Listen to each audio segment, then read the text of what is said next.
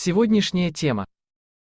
Федеральная служба по надзору в сфере здравоохранения, Росздравнадзор, приняла решение об отзыве у производителя декларации соответствия на серию 144 935 лекарства Лазолван. Сироп 30 мг, 5 мл, 10 мл, флаконы темного стекла.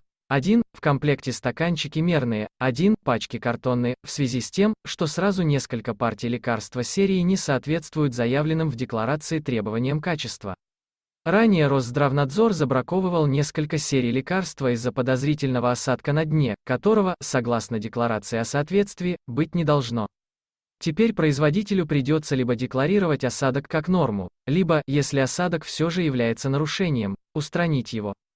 Почему производитель забраковал бромгексин, узнайте здесь. В любом случае, на какое-то время лекарство может исчезнуть с полок аптек. Если вы его все же приобрели, обратите внимание на серию, дату изготовления и производителя.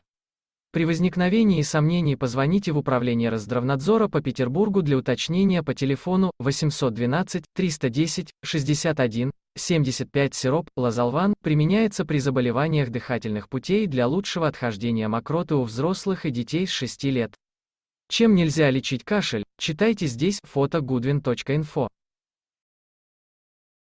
Ставь лайк и подписывайся на наш канал.